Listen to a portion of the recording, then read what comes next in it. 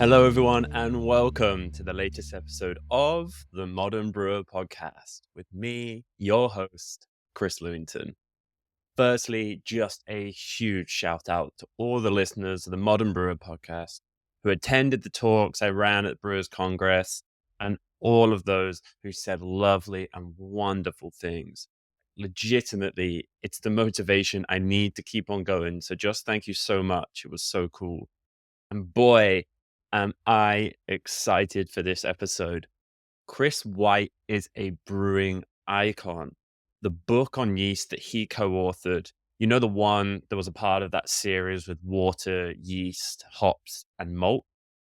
To me, the yeast book in that series is one of the highest value brewing books written. It's to the point, practical, and I remember putting it down for the first time thinking, wow, why aren't all books this practical and easy to use?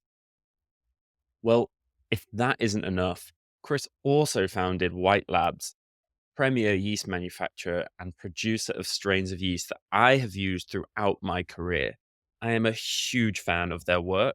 I think their yeast is the best on the market for quality, and that's why I have been responsible for switching from others to this brand. They are definitely my favorite yeast provider.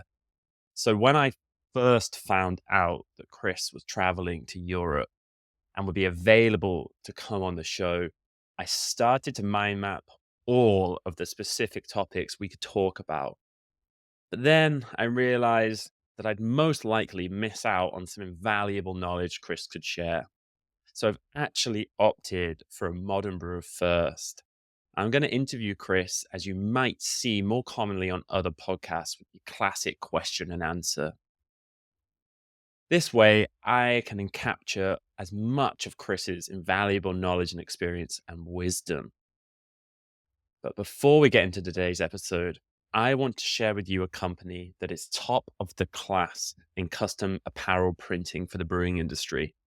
I've been wearing their prints for nearly my entire brewing career. When it comes to custom prints and embroidery, we all want vibrant, precise, and durable merch. That's what sets your brand apart. And we've seen the brewing merch move from something that's just sold out of the tap room on a Saturday to becoming lifestyle clothing brands and significant revenue streams for breweries.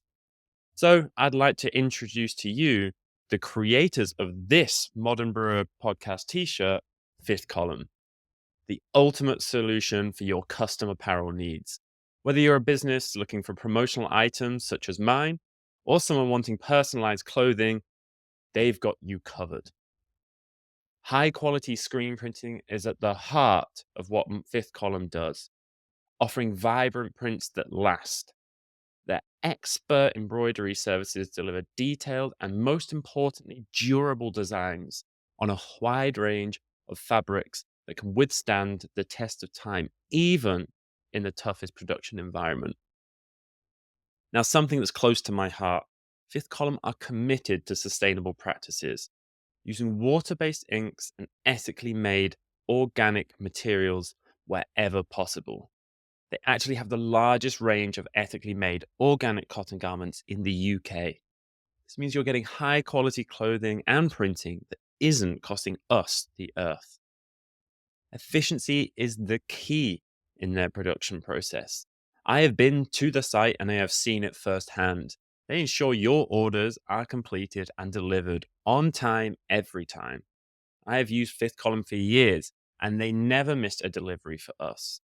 Plus, with their efficiency comes highly competitive pricing. Their experienced team with years of passion and dedication ensures that every project meets their high standards. And if you're planning a large order for an event, corporate gifts, or merchandise, Fifth Column's bulk order discount has made it even more cost effective. Fifth Column serves local businesses in the UK, but if you are an international listener, don't despair. They also serve a range of international clients, a testament to their ethics, quality, and customer service, which has seen this garment and printing company continue to grow since 1977. Which, when you think about how much that industry has changed since then, is quite incredible. And get this, The team at Fifth Column are offering you, the listeners of the Modern Brewer Podcast, 10% off your first order. So if you're ready to take your custom apparel to the next level, visit their website at www.fifthcolumn.co.uk. There's also a link to Fifth Column's website in the show notes. And for anyone who has shared a Modern Brewer Podcast link and tagged me in it, will know that they have entered a prize to win this exact t-shirt made by Fifth Column. So if you're interested, please do share and tag me in, and I will enter you into the prize to win one of these t-shirts. Okay, so here we go, everyone. The first ever interview style Modern Brewer Podcast episode with the iconic Chris White. Let's welcome to the show, Chris White. Thank you. It's a pleasure to be here. Awesome, man. Look, I mean, I said it in my intro, Chris. It's a real honor to have you on here. I'm a big fan of the book you co-authored and, of course, of White Labs itself. So, yeah, thanks so much for coming on. I heard that you've just recently got into Europe, eh? Yep, I got in here last night, and I've been coming to Copenhagen a lot over the last 20 years, but since COVID in 2020, it's only been a couple of trips. So everything seems new again, but also familiar. Yeah. And see what's happened since I've been here. Last was summer of last year. So it's a really cool city, Copenhagen. I love it. I've been to a couple of the beer festivals over there when I was previously working in breweries and stuff. And the city's got such a cool vibe, hasn't it? It does. It's a great city. It's laced with so much brewing history and yeast-related brewing history. And, a real open-mindedness. It was one of the first places in Europe that invited me to give a talk about yeast. Yeah, I think that just goes to the Danish kind of open-mindedness of, oh, there's something new, paired with a high technical expertise to kind of go like, well, let's not just make fun of this at first of what's happening over in the United States. Let's talk about it. Yes. And so that's how I started coming here. Yeah, that's so cool, man. Do you know what, Chris? Maybe we can just start with if you can just share your journey into the brewing world and, of course, how you founded the awesome White Labs. Well, it started when I was after high school, going to UC Davis in California, University of California, Davis, to study biochemistry. That's what I wanted to do. I was really interested in learning about the how cells worked, how DNA became into what a cell or a human being was. I have an identical twin brother, Mike White. He works at White Labs, and sometimes, a lot of times, people think he's me. But I think that just gave me an early interest in and understanding biology, biochemistry, DNA. I read Watson and Crick's book about the discovery of DNA when I was in high school.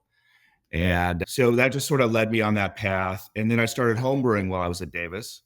As we most know now, they have a really famous fermentation science department, which is unusual in California or a lot of universities, but especially in California. So they were instrumental in the wine industry and helping California become a big player where still 90% of the U.S. wine comes from. And they had a brewing professor at that time, Michael Lewis, started in the 1960s, came from Wales and came from a postdoc over in the U.S. and somehow got a $10 lifetime visa and ended up at UC Davis. And so I took a brewing class, and it was fermentation science 101. And it was, so I just started learning about beer. I thought, gosh, you can figure out how beer's made. I love beer. So then I started making it, and it was horrible. So I was going to give up, but my parents would visit and drank it all every time. So I guess that was encouraging. And I wanted to make commercial class beer. I didn't want to just make bad beer. So then I go to UC San Diego for graduate school in biochemistry, excited about just, more the, medical side of biochemistry. I wanted to stay on the science side of it, but I knew that. But I was interested, in just, again, continuing that journey. So I started working with a yeast that was helping me make some proteins to understand blood anticoagulation, but continue my home brewing. And I saw a class offered at UC San Diego about all grain brewing. So I took the class. At the same time, this homebrew store, Homebrew Mart, opened up in '92. And it turns out to be kind of Yusef Cherney, who became big player in brewing at Ballast Point and everything, was teaching the class.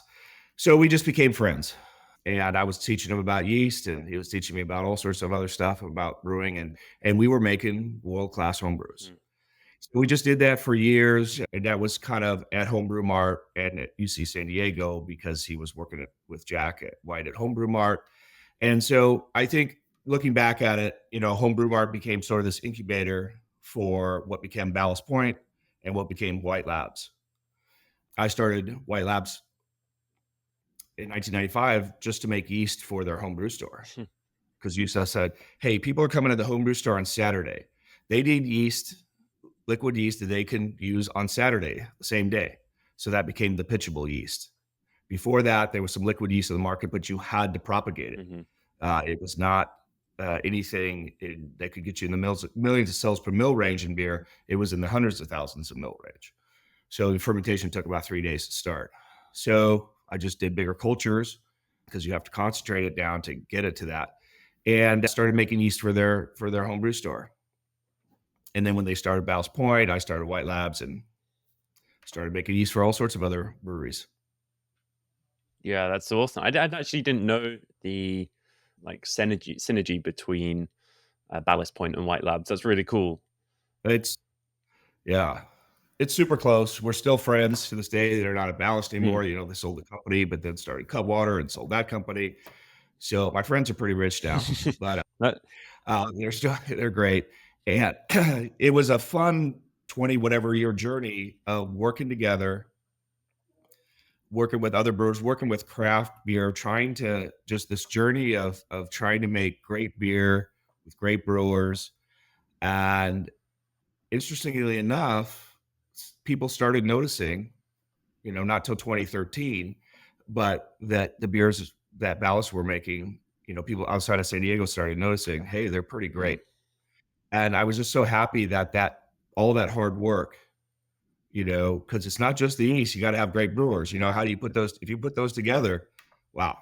And people noticed, and then they were able to sell the company for over yeah, $1 billion. that's mad. That was one of the biggest craft beer buyouts I can remember. That was big. I mean, I used to work in the States in upstate New York for a year, and we used to get Sculpin over at that time, and it was like everyone just queuing out the door for it. It was such a good beer, man. Yeah. Yeah, great, really cool brewery. I actually visited it. I think it was post buyout, but yeah, I visited it like maybe 4 or 5 years ago now in San Diego, one of their sites, which was also really cool. It's kind of nice place to go. It's one of those beers that turned me into a craft beer fanatic for sure. Yeah. I can see why. It was a tremendous beer. Yeah. Really, it epitomized, what we call San Diego style, West Mm. Coast IPA. Yeah, absolutely. Yeah, big ABV as well. That's always a big shock for anyone from the UK going over to the States drinking IPAs. You're like, whoa, that's a big percent. Our alcohol duty works so differently here. So you don't Right. get to see many 7% IPAs on tap that people regularly use, so regularly drink.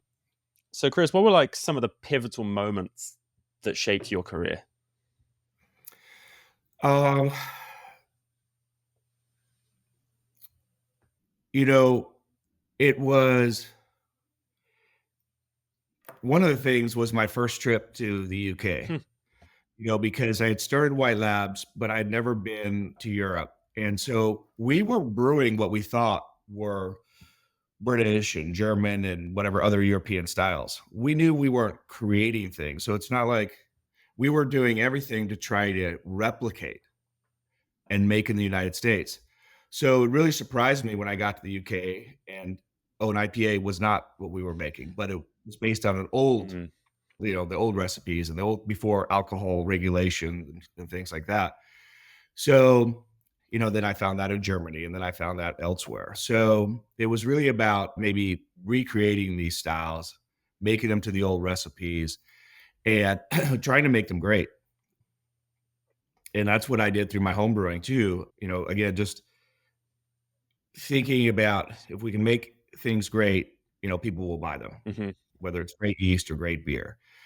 And so one of the first things I just was transferred on that trip through the London airport, and I went to Burton Hmm. on Trent, and I got in my hotel room and I had a glass of water.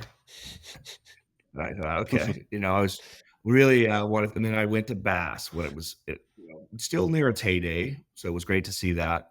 And then Marston's and some of the other ones, and so I was collecting some yeast too because I'm still on this bridge up. I had started White Labs, but I was really mostly home brewing. I didn't think it'd be a big deal besides supplying a couple stores with yeast and breweries. So I was still adding to my yeast bank, and I think that was real important to understand a little bit more about what craft beer can become. And it's similar to what and then Belgium, Mm. and so those Belgian styles, like those were what we were drinking when I was turning 21 and before. 21 is a ridiculously high age for a country like the United States to tell people basically lie for 3 years. Yeah. Yeah. So true. But that's all it means. So, you go to at UC Davis, one of my first days there, we went to what you'd find was a place that had lots of bottled beer from Europe. That was the kind of craft beer bar. And you'd pull different things that were probably old and oxidized, just like on the opposite side of maybe people never tried a sculpin in San Mm. Diego and only know what it tasted like somewhere else. And I've had that experience going like, "Ah, this sucks." Mm. But if that's the only way you've had it, that's the only way you know what it might taste like. So Belgian beers were this big exploration thing. So then brewers started making Belgian style beers. But then the ones that got really good at it were the ones that were going to Belgium and really finding the tips and tricks from the brewers and finding, oh, they're not supposed to be this big sweet bomb. Mm. In Belgium, they're dry. And so that paralleled a lot with what was happening in San Diego anyway, dry beers. And so, that homebrewing I think was instrumental for me, those trips and just meeting people and having all sorts of mentors. I didn't do White Labs by myself. I did it with friends and family. I did it with colleagues. I people helped me.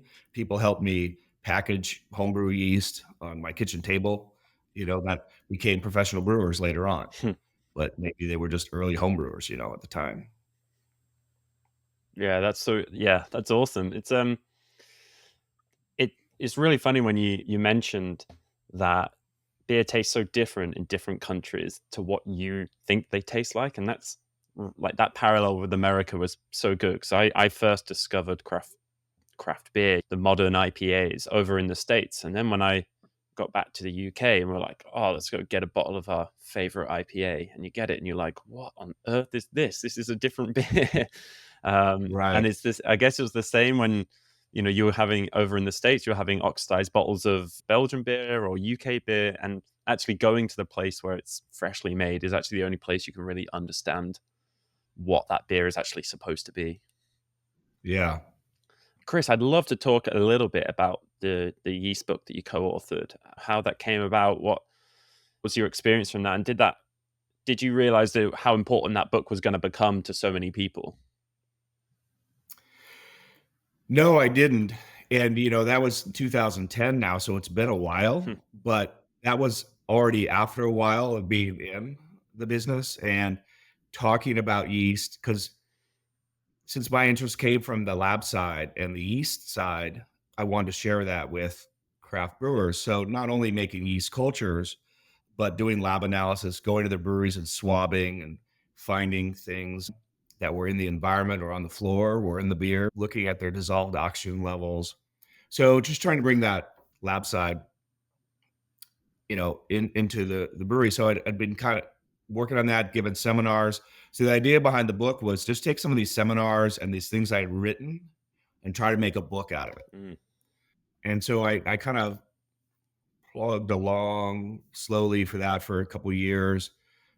It really wasn't taking shape. And then I talked to the Brewers Association about the book, and they said, hey, they want to do a whole series on yeast and malt and hops. How about the yeast one be the first one? And Jamil Zadashev had just kind of wrote that beer styles book with them.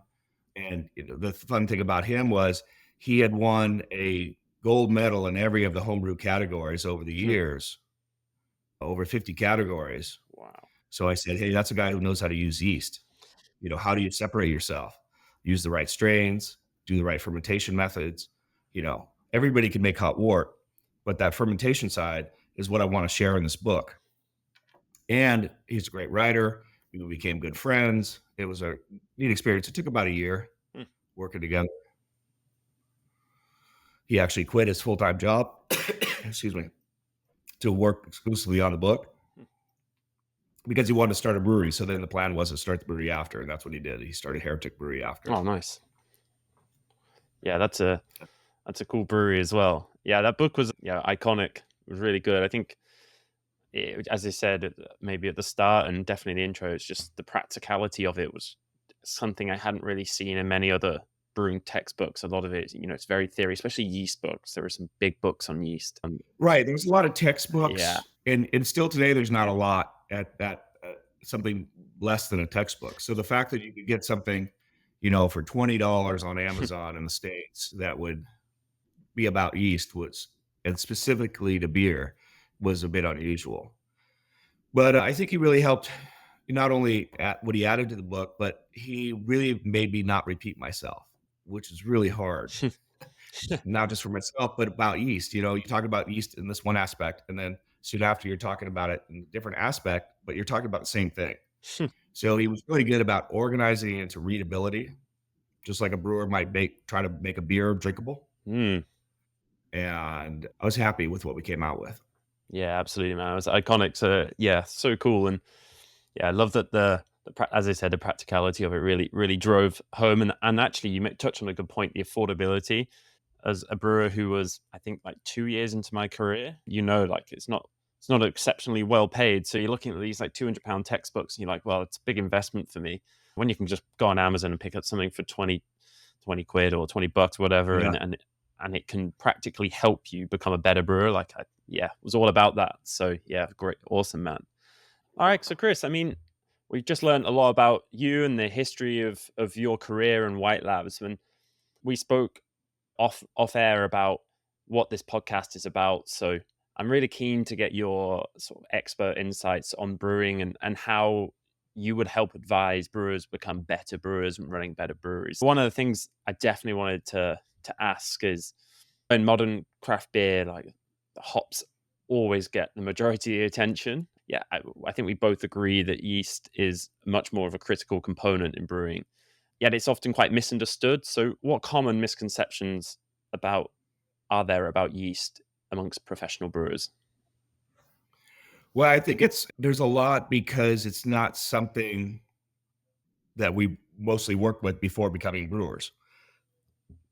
Microbiology, that Mm. is, like I'm one of the weirdos that was interested in microbiology, and that got me into beer. But most people, come from other fields, engineering, art, whatever. And that's the beauty of brewing. And we need all of those different kinds of viewpoints. So, but yeast is just, it's a living organism that needs to be fed and cared for like a pet. And it does its different things based on its different DNA. So the strains are different. Um, and what I kind of tell brewers, if they want to be great brewers, is they have to invest in wanting to become a little nerdy on yeast. If your vision of being a brewer is in that mashing in on the kettle, that's cool.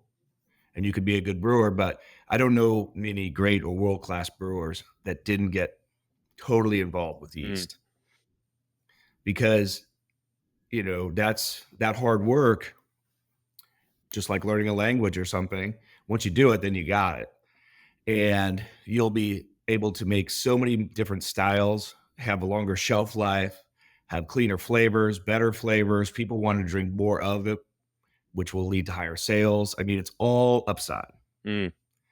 And if, you know, getting into management of a brewery or even owner, like the more you know about what the people now you've hired to do the job, the better.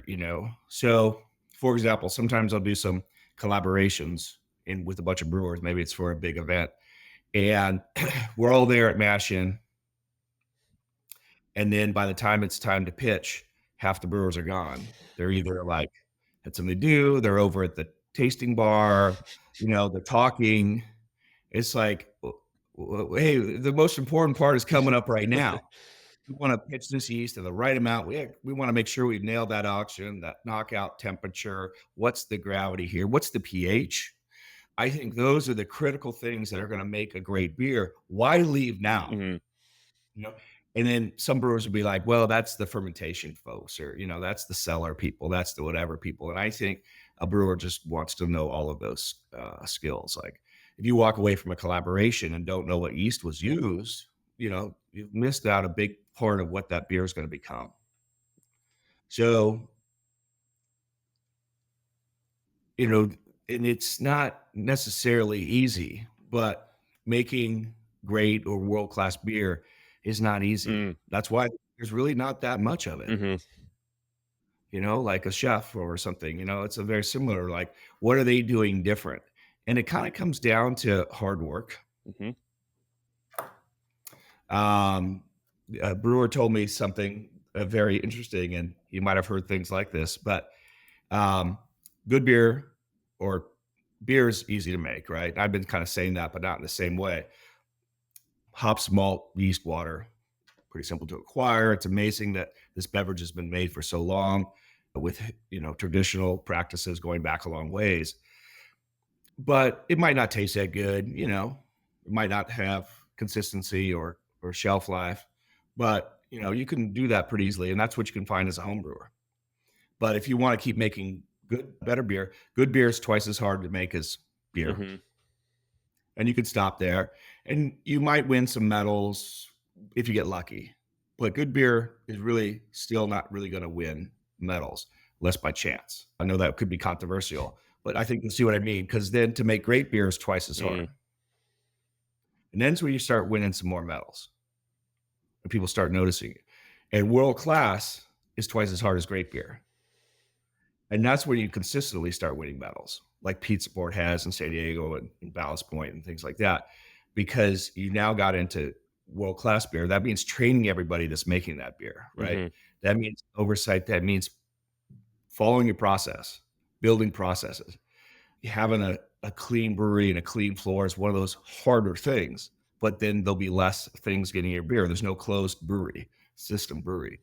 Getting detailed about getting the right zinc level and oxygen level, stuff like that, per beer style, per pitch rate, are those things that could just make the beer world class.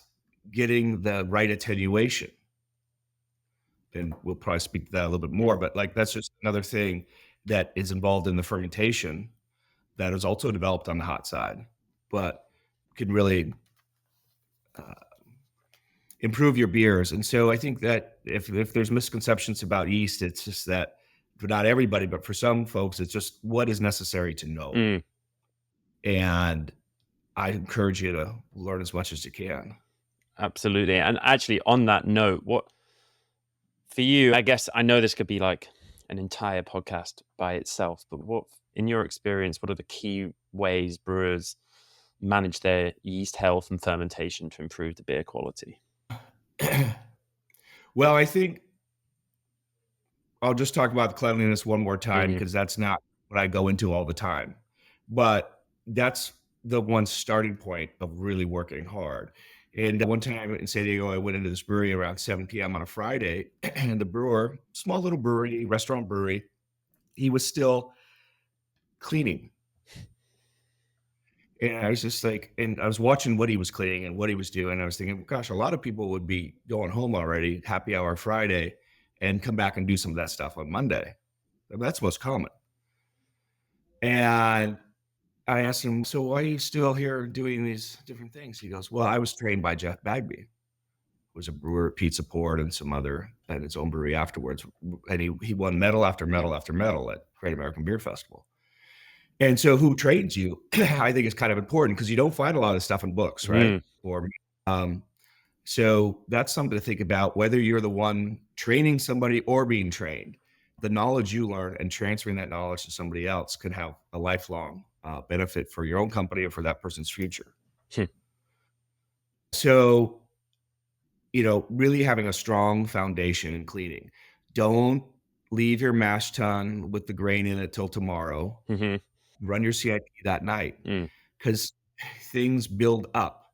Film builds up. CIP has to go through stainless lines. And when you get more crusty film like material from things sitting, it gets really, really, really hard to remove that. Again, we're not closed systems. We're not sterilizing equipment. We're dealing with chemicals and hot temperatures. And then that's the foundation. And then, you start thinking about yeast choices.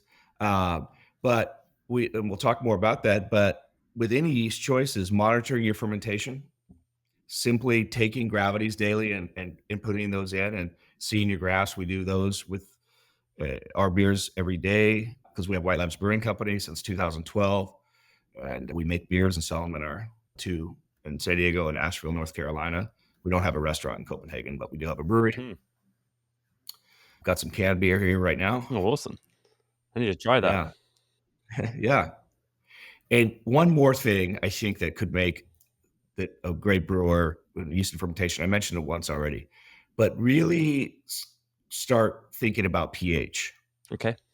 I was at a collab recently at a brewery in more Northern California. And at Knockout, the brewers high-fived each other, you know? And I was like, well, what are they? They hit the right gravity, there's something. No, they hit the right pH. And that was exciting to them. And I thought, Yeah. reason these beers are so drinkable over here at their tasting room and delicious because that's one of the details they care about. And they know the IPA that they were making that day is only going to go up. It's going to ferment lower, but then it's going to go up when you dry hop. And you really got to watch the pH on an IPA so it doesn't rise too high. Mm. And a lot of pH, if you check pHs of a lot of beers in the market, they're too high. Yeah, which also that does affect drinkability and also increases microcontamination risks whenever your pH just goes up, especially above 4.3, from my opinion, my experience. I don't know if that's the same for you, but Totally, but a lot of IPAs you find in the market are 4.8, yeah. 4.9. Anything over 4.6 is actually really not, you're out here in violation of FDA in the United States codes. But since the FDA is not in breweries every day because they let the tax kind of organizations, there's some kind of or there's a gap of information there that a brewer is actually out of compliance. Really? They never knew what the compliance was, right? Nice. So fortunately, brewers are talking about it more because there's a reason why it's 4.6. So let's be 4.4. Let's be 4.3. Mm-hmm. Yeah, absolutely. I'm a big advocate for that as well. That's great. Chris, what do you think the most common challenges brewers face when it comes to yeast and fermentation? And once you've thought about those challenges, how can brewers address them? Well, I think some brewers more and more today feel like repitching yeast is a challenge that it's too hard to accomplish. Where, before in the States, if somebody got a job at a brewery, their first day they were repitching yeast. They were collecting it, they were repitching it. It was what everybody did. And when I started traveling overseas, people said, "Oh, I can't repitch," or "How do you repitch?" I started getting that question. I thought, that's interesting. Never had to teach anybody how to repitch before because that was something everybody already knew. But then with the improvements of dry yeast and everything and the convenience that it offers, people just started not repitching, but they're spending a lot of money doing that way. And they're not making as great a beer as they can with the variety of yeast they can use. So, and now I'm seeing that in the States where because newer, younger brewers, again, now not learning something that was sort of kind of basic. So what I think is if you want to transfer a beer from a fermenter to a bright tank or from the brew house to the fermenter, that transfer is one of the most critical things of CIP because you don't want to pick up any contamination. And it's actually a lot harder to get a great CIP than a lot of people think. Maybe another misconception. Oh, I just ran some stuff through there. But lines can, whether they're hose or a fixed, stainless piping, again, they can get film inside. they can get organisms that are hard to knock out. And so you got to make that CIP really good. And then you transfer the beer. That transfer is the same thing you do when you collect yeast. Mm. It's just a transfer, you know. So you transfer it into another container or just cone to cone, and then you reuse it. It's actually fairly straightforward.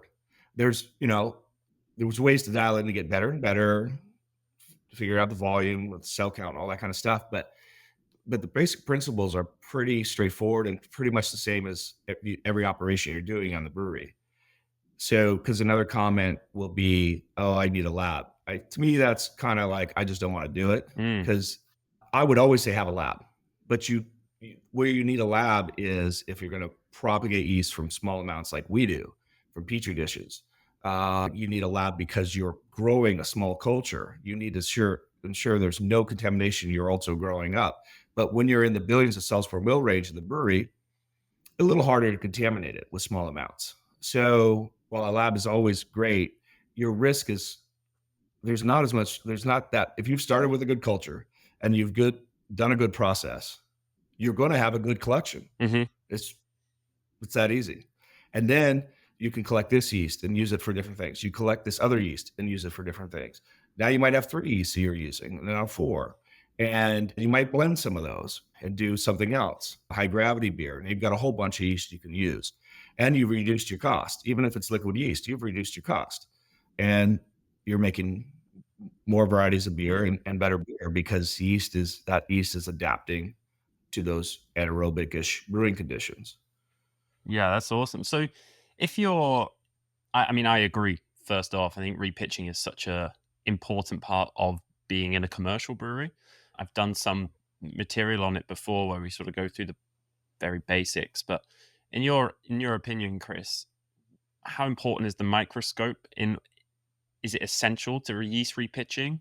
What are your thoughts on that? And how would you suggest is the best way of knowing how much to put in if that's important? So it is 100% not necessary. Mm.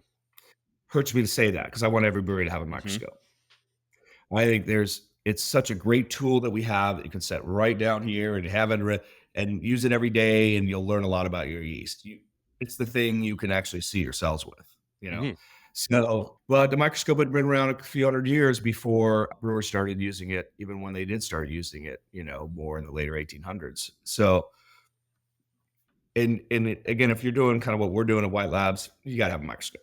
But for repitching, what you have to do is have a good process. And that could be a pound per barrel, the old British kind of way of doing it. It could be 2 pounds per barrel, which is a little more similar to what the US is doing on ales with cell count. And what most people are doing is really not weighing it anymore. That's why you don't hear that term thrown around as much. But they're just, when they got their hose in the bottom of the tank, they kind of dump out the first dark Hmm. part of the bottom cone, and then they see white creamy yeast, and they've already know what the time is. They've already measured how much to get 10 liters or 15 liters into their fermenter. It's about a liter per barrel of slurry. So 10 liters for 10 barrels, 20 liters, and you can go increments of that. That gives you about 10 million cells per mil. So if you wanted 15 million, usually a slurry is around 1 billion cells per mil. Mm. So that's how it compacts most strains. We do extra work to get it to over 2 billion in our cultures. So we ship in less liquid, but in a brewery environment, it's usually around 1 billion cells per mil. So if you have a microscope, take a cell count, that's great. Some brewers actually find that that's more inconsistent with just having the right process of how much time Hmm. to do, setting a timer, looking at the flow, because that microscope count, sometimes people get it wrong. Yeah. There's a lot of multipliers to do Yeah. to it to get how much yeast you have. You're counting a few grains of sand and saying how much sand is on this sand, and you could have got a wrong little collection there or not dispersed it enough under the Mm. microscope. So microscope to me is more about looking what your cells look like, looking what your viability looks like with a stain. But even without a stain, you just see what your yeast are looking like. Hmm. So, yeah. If you want to get good accounts, great. It's one of the most visited sites on our website is the yeast Yeah. counting page. It is after year, it's still like the highest, one of the highest ranked page visits. So people are interested in it, and that's cool. Home brewers, pro brewers, and it's an important skill, but it's not one you have to master to start repitching. So that's really interesting because I would have said you need a microscope. So it's really quite nice to hear from someone way more experienced with yeast than I am to say that you actually don't need one and you can go through that process and get into repitching without the necessity of having a microscope. My question, second part of this question to you, Chris, you talked earlier about good beer, great beer, and world class beer. Can you make great and world class beer without a microscope, in your opinion? Yes. That's awesome. That's really cool to It hear. makes that's But it's reality. I'm going back to the brewers that I know that are making great and world-class beer. I'm not making this up. I'm just comes from that's what comes from a lot of experience with breweries. I was at a brewery this morning doing a beer with them here near Copenhagen, and that's what I like most about this job is spending time at breweries, working with people on fermentation and yeast issues and health and improvements. Mm. Yeah, that Learning from them. I learn as much from everybody every day as I'm trying to talk about too. So that's where I've got most of my materials because my quest it was to make the best yeast in the world because that was my quest in beer. And so we do a lot of things hard and different to get our yeast quality to the quality we get it to. And I think in beer, it's the same thing. Like if that required a microscope, I would tell you, mm, yes, you can't world class beer without a microscope. Yet I know the folks doing world class beer, and some of them are just following their processes to a T. They're training their staff great and not asking somebody else to train staff. You know what I mean? It gets hard as breweries, like I had to look back at one point and say, hey, all the people I started with that were brewing beer every day are now in an office or an owner or whatever. They're so far removed from the beer. So you got to think back, what have I done to make sure that beer still comes out great or better? And that comes to that training and oversight and I screw up on that stuff all the time too. It's like it's really hard to do because you think you've done a good job and then somebody didn't seem to know something right, mm. so spend more time with the staff. Yeah, that's fascinating. I mean, you touched on it there. You as a part of your job, you get to visit so many breweries. I'm sure you've seen a lot of the best brewers in the world and their yeast programs. So, could you share some examples of breweries who are excelling in their yeast management and kind of what made them stand out to you? um there's a couple of, yeah, gosh, there's so many examples, and it's a lot less complicated than most people would think. Really, it is following processes that have been proven and paying attention to details. And so, a couple examples just recently were in San Diego, were Society Brewery there. They would go 10 generations with our yeast, made great beers, but everybody's looking at costs these days. So they said, how can we take it to say 15 generations? Let's try. And they did. And they they reduced their yeast costs and the beers were still tasting great.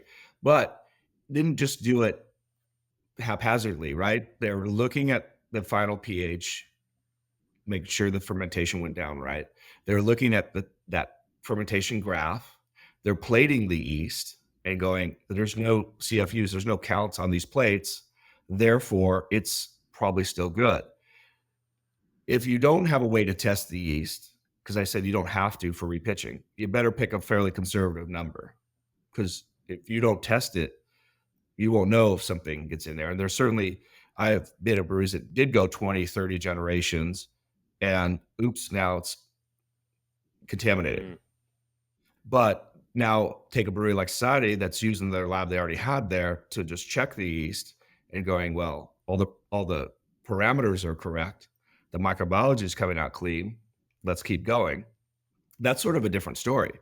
And same another brewery, East Village Brewery. They're ex Ballast Point folks that started this little brewery in San Diego, And they really liked one of our strains called Old Bavarian, WLP 925.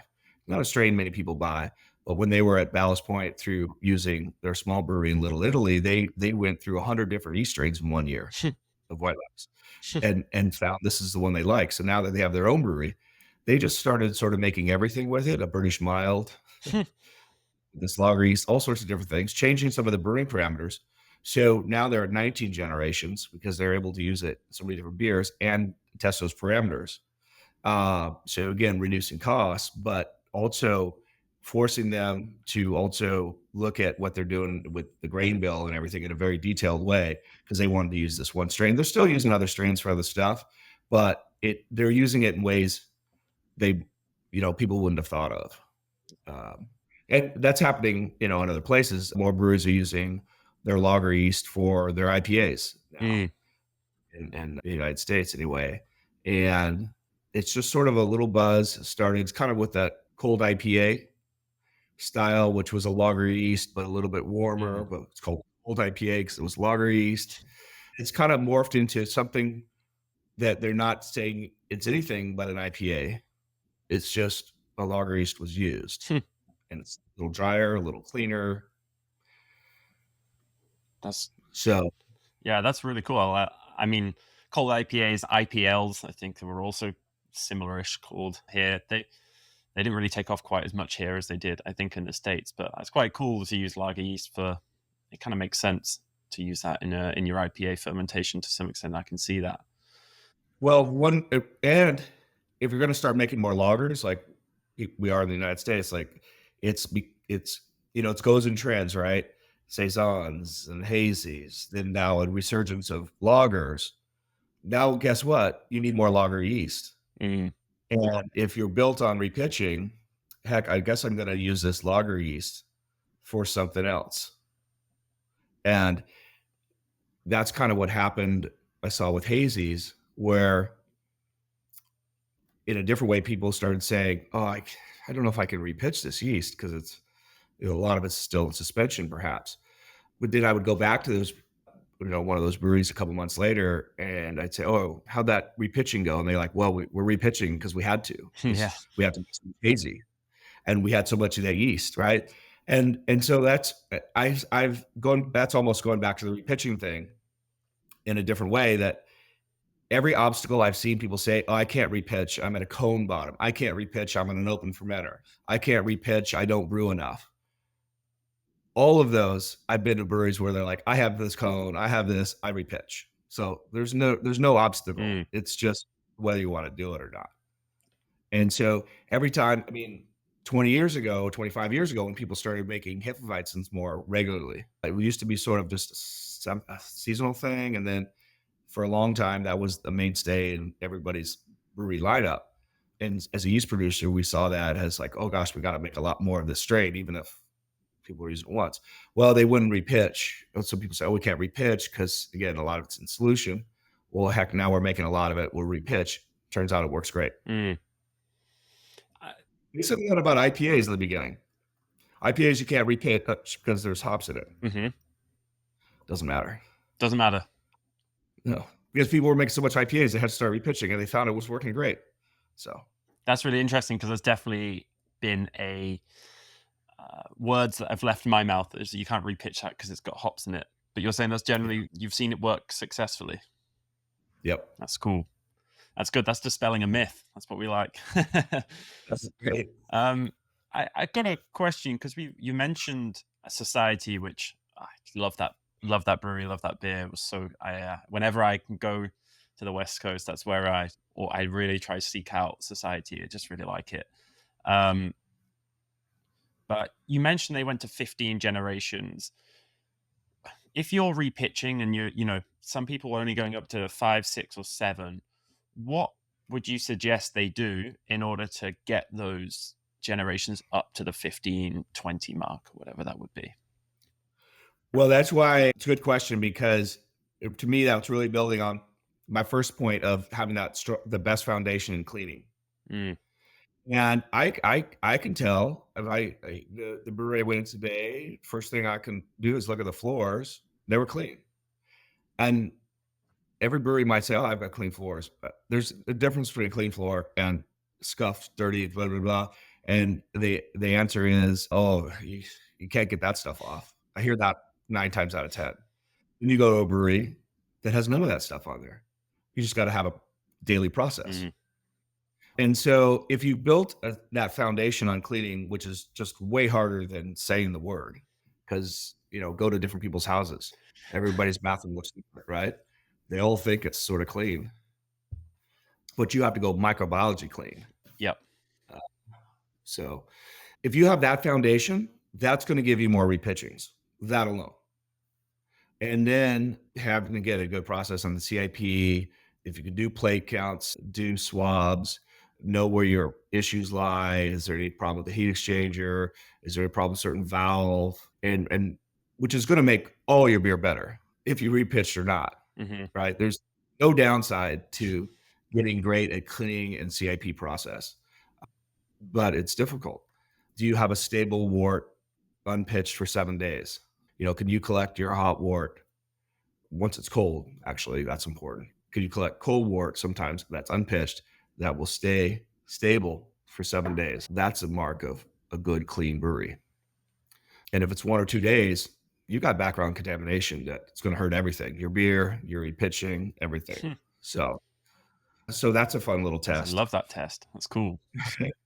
Yeah, just collect a little test tube and just with the cap on. So, and it doesn't even take any special media or Mm. anything. So you can see the swirliness of contamination starting in the wort. And of course, after 7 days, you can check it. You can taste a little taste. It should taste what it tasted like coming out Hmm. of the brew house 7 days earlier. And that takes a lot of hard work to get there. So if you're at 3 or 4 days, put some hard work into getting to 5 days, put some more hard work into getting to 6, 7, and so on. And then, gosh, everything sort of opens up. So that helps. And then record keeping, you know, really putting those records somewhere so you can see them, or on the fermenter and saying, again, did we get to the right pH that we were expecting? Is this yeast quality good? Because the way that beer finishes out is going to tell you how healthy that yeast is going to be for your repitching. People often ask me, how long can I store the yeast after I've harvested it? And I have some stock answers, but really there is no answer unless you measure the viability. But it's about how well you've done with the previous generations, how well that fermentation just happened here. And then that means it's high viability too. So you can collect it and store it for generally 2 weeks. People used to say 2 days. I really feel like it's 2 weeks to be problem free, but storing it longer, that's also possible. So going in and, so having a high viability. So that's the yeast collection. So for example, your yeast viability might be 96% if you test it in the fermenter when it's done. And say you were going to collect yeast that day, but you're like, well, I've got this little conference to go to or something. So you go and you collect yeast the following day. Now it could be 80%. Mm. Now you would never know that if you didn't measure the viability in a microscope, but best practices were, you kind of got off the process, and now it's 80% because the yeast is heating up in the center of that cone, even if you've got glycol on it. Hopefully the cone has glycol. Most do. And then, so now it's at 80%. So that's going to have a hard time lasting more than a few days, right? It's already dying. So collecting it at the right time with the highest viability. And a lot of people doing that, don't have microscopes. They just learn that they this is when they collect it and this is when they do it. So Yeah, that's cool. So, yeah, really interesting, especially on the amount of time you can keep it. That's quite a knowing it can be 2 weeks when it's cropped correctly and at the yeah. right time. That's really interesting. Chris, from my perspective, again, this is well outside of yeast manufacturing and like sort of yeast R&D, but to me, it feels like yeast has been asked to do a lot of different things by craft brewers over the years. For example, I'm thinking biotransformation is something that we started to ask our yeast to do in certain situations. Sometimes it's asking for intense flavor compounds or neutrality. Sometimes it's producing haze in our beer. And of course, we touched on the drying process and everything. So, how do you see the role of yeast changing in the future of craft brewing? I think there'll be more things added to the beer. Hmm. For example, we make wine yeast for harvest. Like right now, we're making a lot of wine yeast for California's harvest, but it has less than it used to be. And one company that you had a catalog that was yeast says, look at this catalog now. There's only one page yeast, and now all natural additives. Hmm. So winemakers, instead of focusing on the yeast to do all the flavor development and stuff, now they're adding a this and a this and a this and a this and a this. There's so much added to wine now in the United States. And so there was all these other things to sell. That's what the supplier was excited about. But less winemakers became less interested in yeast and more interested in all these other things. And right now, brewing doesn't have a lot of things added Hmm. post beer. Um, we're starting to do it with the seltzers, maybe with the fruits, excuse me, and stuff. But brewers have typically added their yeast, and then that's it. So I I am hearing more and more of these other products being introduced. Hop companies are making products that can go in later for foam stability. So, these other additives, taking some technical things that you can do. In some ways, that's very positive, right? But also, you're taking a little bit of the skills and turning it in products you got to buy. It happened to, and this is repeats of things that have happened in brewing. I kind of think it was Foster's or something like that. I think it was a talk in Australia where the brewery was starting to get some quality problems and less shelf life, and consumers were getting a little weirded out by some additives being added. So they said, here's what we're going to do. We're going to start working on our brewing from the ground up, make sure we've maximized all the fundamentals and take everything else out. Hmm. Well, it's found that they saved money and the beer got better. Hmm. But and this was like 20 years ago, right? So, and Miller Brewing got a lot of trouble for years ago for something they were adding that people didn't like. So we'll see. So beer has stayed kind of this way of being pretty much, not adding, but we have a lot of all natural products now too. So a couple of examples I can give you, uh, adding a few more things on the cold side. So again, we used to just pitch yeast, and people have now started looking at adding zinc on the cold side with the yeast, right? And I could talk about zinc too. And so we made a product called Zinc Buddy, which is a sterile zinc solution you could add with your yeast. And brewers are getting better fermentations. And so that's cool. Like it's not a flavor changing thing or a technical thing, but you can also add some enzymes on the cold side. Um, and so it's just something I think that's going to grow to where I'm sort of looking forward what we might add even after the beer's done. Hmm. Heck, you could add a little ethanol maybe. Hmm. So I don't know where it's all going to go, but there's already improvements, you can do in sort of what's added along with the yeast. So where the brewer might have just been like, okay, it's time to pitch. They might be now like, it's time to pitch the yeast and add this and add this and add this. And I think we're going to see more of that on the pitching side. We already are. And then maybe even on the post fermentation side. Hmm. That's interesting. I mean, you certainly see increased amounts of products available for brewers to add in to circumnavigate certain parts of, let's say, yeast's life cycle. I mean, ALDC, so alpha acetolactate decarboxylase is something that quite a lot of brewers use over here. I'm not sure it's the same over the States. And Yeah, we still, we see a lot. I see a lot more of that. And I've also seen yeast strains that are beginning to take away certain flavor compounds that have troubled brewers in the past. So I actually really wanted to ask your opinion, Chris, on maybe, I don't know if it's a controversial topic, but like genetic modification and how that is used in yeast production. It's not allowed over here in the EU yet, but it won't be long before those laws start to relax, I believe. So, what's your sort of standpoint on genetic modification process in yeast? Do white labs generally do that? It's a really good question, and it's one of those things will may look different in a few Mm, years, you know? So it's kind of a fun timestamp for your show because I think the answers might be different than it was a few years ago and what's it gonna be in a few years from now. So I've been around GMO products. We were talking about whether yeast should be GMO for brewing, you know? People were talking about that when I was entering the industry 30 years ago, and it would come up at technical conferences.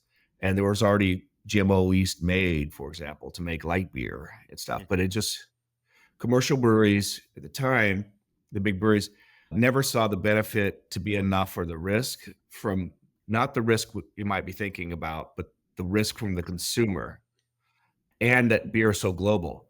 Can you sell something in Australia or the UK that you make in the States? And so it wasn't done until now craft breweries, because you know, some suppliers had some GMO yeast. And so some breweries are doing that in the US.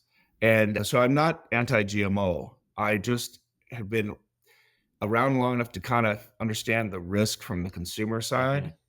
Like it just takes, you know, one person in your tap room and drinking this beer, and somebody says, "Oh, that's got a GMO in it." And they're like, "What?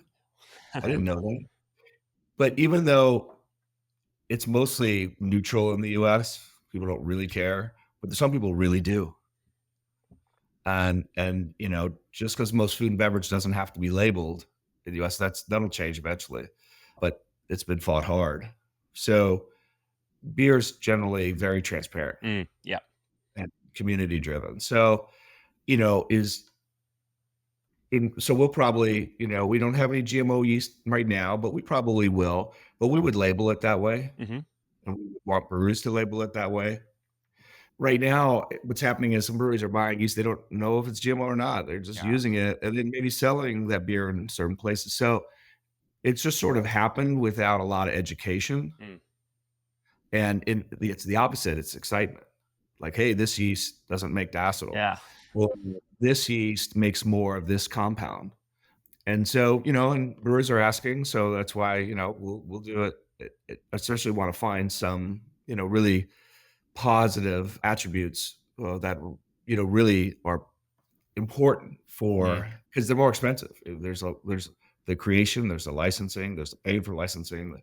And it's different than sort of being a yeast that, you know, is just in the free market. So, and you know that I was trying to explain a lot of how I feel about it in a short, yeah. not take a show, but you can see, I think it's an exciting step, and I think it's also one to look at with a little caution. Um, so far, nobody seems to have gotten mad, but I still think it's more about us not knowing what we're doing versus on purpose doing something. Mm, You know, if I go to a brewery and they say I use this yeast, I'm like, okay, you made a GMO decision.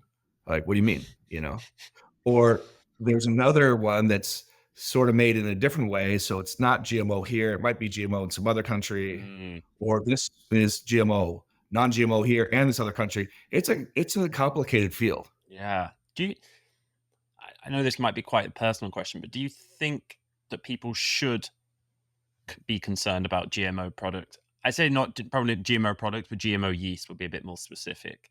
Do you think there's like an inherent risk with it? Do you think there is something that people should be concerned about consuming a GMO product or a beer that's had a GMO yeast strain in before they, that's why they should know? Do you think there's a concern there? I don't think there's a concern. Mm, No, I don't think there's a concern about the safety or the fact that it was made with GMO yeast. But I also think some people really do, mm, and our customers too. You know, and some GMO products make a lot of sense for the global environmental resources, needing less water, needing less of something. It's hard to make that environmental argument with GMO yeast. You still have to grow it. You actually have to do a lot of lab work, which takes a lot of mm, materials. You have to grow it the same. mm. in the same kind of tank and you have to package it the same, like it sort of loses that, you know, water savings or whatever else, unless we come up with some other kinds of GMO yeast that take out something up part of the process. Mm. But Yeah, that's a fascinating answer. I hadn't actually considered that side of it, but yeah, I think that is what the future of GMO is, right? It's reducing the resource intensity for various different crops, various different plants, and ultimately the GMO here is, in some of the examples I've seen, it's like reduces or removes the sulfur, the H2S production of a yeast strain. It's just that's just making brewers' lives a little easier rather than actually doing anything to better the sustainability of that beer or of that product. yeah, I mean, there's a company in California working on, GMO cacao, and, the savings from the farming side is their whole investment message. Mm, And, whether, you agree with it or not, like, at least, that's one of the things that they're really trying to do. That's what a lot of GMO products do. So with this, it's just like, it's more about, here's a cool new strain. So yeah. Uh, That's there's no GMO barley right now or GMO hops. I mean, regularly used, and that maybe craft brewers will start using them too. They're sure they've been around for a long time, but just not really used. So beer has just sort of stayed non-GMO again for that global reasoning, and not much benefit. I mean, does benefit outweigh risk, and maybe that risk is just melted away. mm, yeah. Yeah, and you're right that the consumer's definitely the biggest barrier. I know there'd be a lot of I definitely know a lot of people who'd be very like anti-GMO, especially craft beer, because kind of it, where beer positions itself in the market, using GMO products kind of goes against that positioning. In my opinion, it looks a bit odd unless you can really paint that sustainability message or the fact that this is, yeah, like not just making our lives easier, but making the world a better place or the environment a better place. So that's a really fascinating point, actually. I'm really glad I asked that question. Really interesting. Thanks. I think that's the first time I talked about it that way. So That's cool, man. So, Chris, I know you've given a lot of useful information away in here, but if we round that up into the top three things brewers should focus on regarding yeast and fermentation, what would those three things be? flavor, one thing. What I could just say beer quality, but try to maximize your flavors and you know, all the way down to the ingredients you're using. Obviously, I'm one of those ingredients with yeast, and there's different yeast, but sometimes people will say, "Oh, all those yeast strains are the same," or "All those hops are the same." And if you're the one making those things, that's actually not true. Just like if you're making a pale ale, and somebody says your pale ale is the same as it's pale ale, right? It's Mm, the same. Or you're like, no, but mine is different because I've done this to it and this to it, this to it. And those kind of are the details you should, I think, look in all your ingredients and your messaging and what you want to do with your beer to try to make the best beer you can. And whenever you hear anybody say, could be your own customers or something, say, "Oh, this is the same as this thing." If I hear the word "same," that's sort of a red flag for let's go do some sensory, hmm right? Some detailed sensory. Like somebody's chocolate's different than somebody else's chocolate. Somebody's chef is better at a different food comes out better. hmm So, and that's one of the things we're trying to do in brewing. Why would there be 1,000 different breweries making Pilsner or mm, there's you're trying to make yours the best possible, but you're also trying to tell your story. And part of that story should be about your quality or your beer, right? Or what, it's also maybe the mission that you and family have, the farm your brewery's at, or, the sustainability practices you have. But that's, you've got to have some story to kind of for people to know your brand or to be able to think about, think about a beer in the United States, Sierra Nevada. mm, A lot of people have had it, right? You hold your glass of Sierra Nevada, you kind of know the story. hmm And they've thought about every ingredient very carefully. They make world class beers, and they can move into other styles like Pale ale is not their leading seller anymore. Hazy little thing is That's crazy. so I believe top seller. So, but they were able to move into a new style because they were doing everything great Mm, from the metal side with the other beers, and they took a while to release it. And so just try to keep getting better, keep learning every day. If somebody said, "Hey, have you changed the recipe on something?" and you say no, oh, of course I would never change it. I would say, "Oh, actually, Carlsberg or Anheuser-Busch or whatever, they change the recipe every day for consistency." mm, You see, it's the opposite. mm, If you stick with, I had never changed this. Well, your hops are changing, your malt's changing, yeast is going to be different. Sometimes we're making an agricultural product. If you're not making little tweaks every day, you aren't going to really get consistency. So it's the exact opposite based on some of the parameters you've done and seeing where your beers are finishing. So, trying to get lower attenuation, higher attenuations, lower final gravities, I think are important. Looking at lower calorie, lower carb beers through lower final gravities mm, uh, is, I think, what some younger people are looking for. hmm. Yeah, definitely. And where are the best resources for brewers to develop? Or basically, where are the best resources for brewers to learn how to develop their yeast management programs? I guess I could say, White Labs does work. We work with our customers very closely, Mm, going to the breweries, talking to them, doing classes.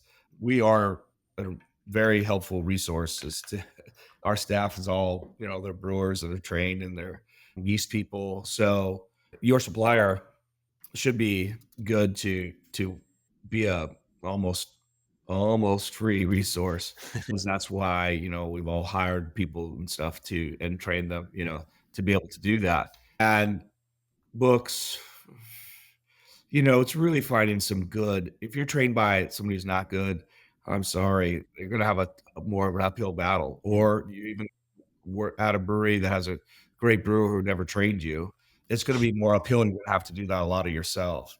So it's not easy to find these resources. It's a little easier than it was 30 years ago, but still not. Beer has been something handed down. Process has been handed down.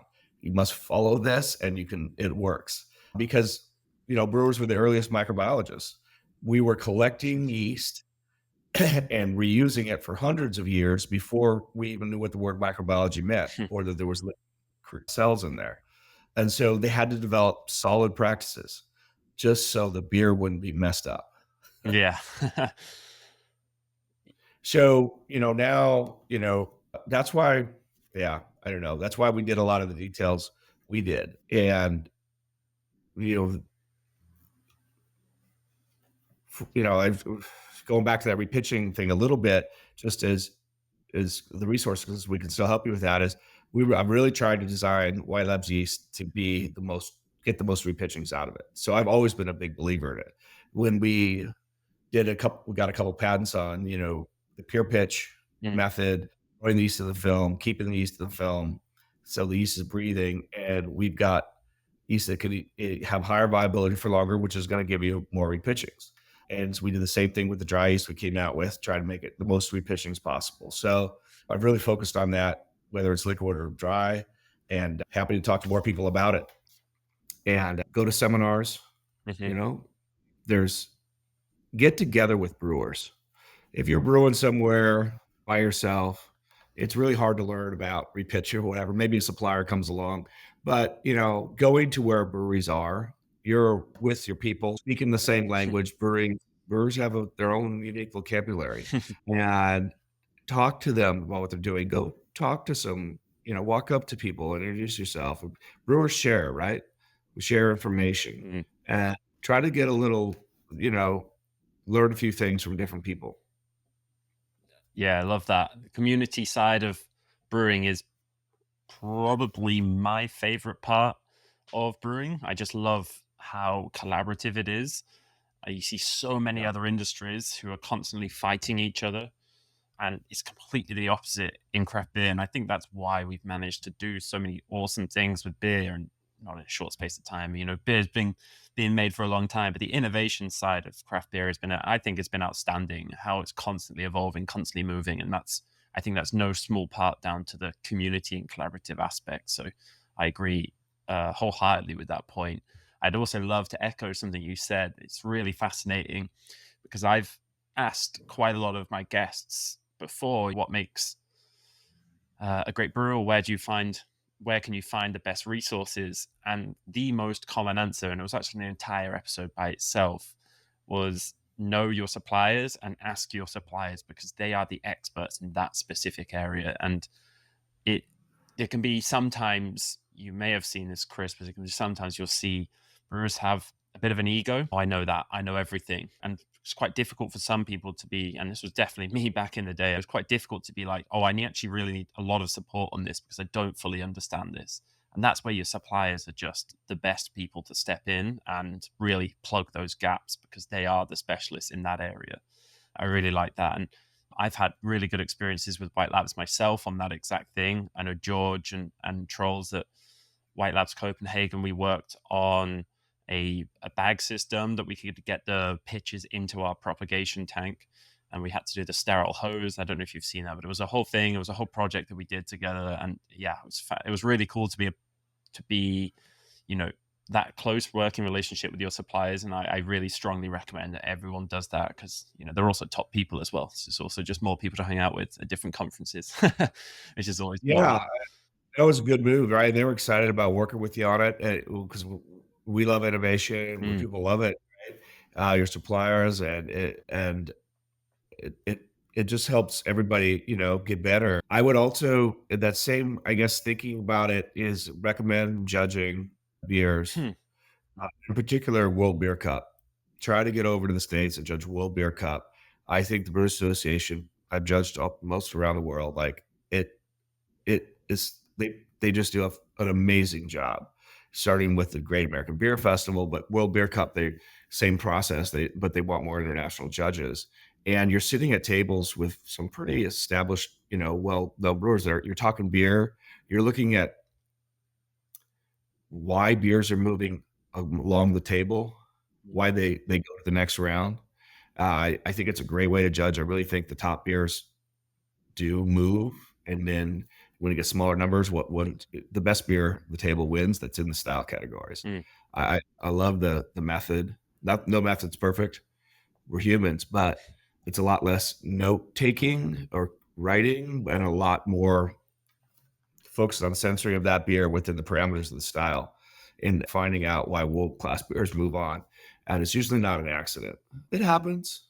The conversations you have. One time at Great American Beer Festival, I shared a table with Michael Jackson, Hmm. famous British beer Mm. writer who passed too early. But I'd seen him other functions and listened to, he gave so many talks. Fascinating guy, but sitting and judging with him at 8 in the morning and talking about, the style, this my English mile, and the historical stuff he talked about with the style, and his experience. I mean, I learned more in that hour probably than, Hmm. many, many books I could have read all of his books. I would have learned enough from just this 1 hour, table thing. That's so cool. Yeah, I never considered that, but it's a really nice way of getting to see what beers are doing well and why is by judging. The World Beer Cup, of course, is the elite one, I think, in the craft beer community for sure. That's a really cool point. I definitely hadn't considered that. Chris, you've seen the industry evolve over the years you've been involved in it. What's one piece of advice you wish the brewers would take to heart? Oh, uh, make great beer. Hmm. I really do, like, because that's sort of everything we were talking about here. But I go to sometimes, like, go to a brewery. It happens way more than it should. And I'm like, oh, is this going to be good? I see the brewery. Try it and it's not good. Mm. And it's kind of I feel like, come on, man. Like, you are selling these beers. You're not going to keep selling. You can be bad if you're consistently bad. You'll find a marketplace for that, locals, local. So it's not impossible, but it's just sort of why? Mm. Why do this job then? At least give me good beer. Yeah. I'll take. But great. It would be nice, and it's a pleasure. Obviously, it happens a lot too, Mm. uh, and I'm stoked when it happens. I just spent a month in Canada Hmm. in June, and I have a lot of family there, and I was doing a lot of work with brewery visits, and was actually awesome experience because brewery after brewery, was a lot of great beer in Canada. That's awesome. Yeah, like I've been to the last time I went to Canada, I remember there, I think it was in Vancouver I was at, and there was a bunch of really good breweries there. It was a brewery on like every corner as well. It's just kind of bizarre. That's not Yeah, like you see here, but like literally every corner just had a brewery on it. It was so fun just to bounce between them and see what awesome job they're doing. Um, that's nice. yeah, so Chris, one of the things I definitely want to ask as well is how can listeners learn more about White Labs, the resources you offer? Because you mentioned your you have like your most hit web page. I've definitely been on that, but yeah, where are also what other resources and where can they find them about White Labs and repitching and everything else? Yeah, we've got the whitelabs.com, as you say, and we were trying to do a lot more blogs and things. And it's funny, those pages are being visited in very high numbers too. So when we put new ones out, so I'm glad people are finding them. But I'm working on another one right now about Beyond Beer because there's so much interest in the states of making other things besides beer because that's what consumers are drinking. So, but I think something else has to be found that excites with hops that makes people excited. Mm. So, anyway, whitelabs.com, yeastman.com is the ordering site for either the state for the US or for through Copenhagen. Uh, and there's also some resources on Eastman, like our pitch rate calculators for the different enzymes and nutrients. We have an app, White Labs app. Hmm. It's mostly about ordering, but try to get some more info on there. But it was mostly a tool before we had the website ordering part redone to anyway, just sort of an idea if somebody was in their Uber and they realized they needed yeast, they could use the app and it gets some yeast. But it does have like homebrew store locations. Sometimes that doesn't always come through as making apps is tough because you got to keep updating Mhm. as new. The Apple and Android keep updating, but we do a lot of conferences, beer festivals. The folks in Copenhagen are going to a lot of different things in Europe. um, uh, I'm going to Barcelona in a couple of days after our 10-year party to do stuff there, and then Munich. So we get around, and our emails are at whitelabs.com. So yeah, hopefully people can find us. Yeah, I can if you're comfortable, I can share someone from White Labs email on the show notes. So if people got any Okay, questions, they can fire them over. great. Awesome. So, Chris, is there anything else you want to add to the pod or anything you want to talk about? Well, keep making great beer in Europe and working with brewers. So next time I come back, I find more great beer. Love that. Yeah, that's the goal. That's what you said. That's the goal for everyone to keep making great beer and yeah, keep innovating and keep making great beer because that's what it's all about. That's what keeps it. It's okay to realize you don't. Like, I don't think White Labs Brewing Company makes great beer. We work on it. Mm, Sometimes we make a great one, but I mean, consistently great.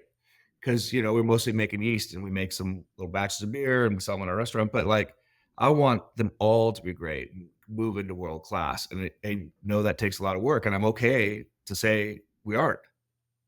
love Because how do you get better if you think you're already the best? I don't. We're trying to get better at yeast all the time too. So. love that. That self reflection that you you know there's only a handful of people making world class beer, so you really got to think, am I there? If you think so, maybe you are, but you got to think, am I there? And or then how do I get there? So yeah, I really like that. Yeah. Chris, thank you so much for your time. I appreciate, you're a busy guy coming over here from California and you've got limited time over in Europe. So I really appreciate you taking the time out to, share your knowledge and wisdom with me and of course the listeners of the Modern Brewer podcast as well. Thank you. It's been a great pleasure. Awesome, man. Well, I'll hopefully catch you in real life soon. And thank you so much again. Thank you.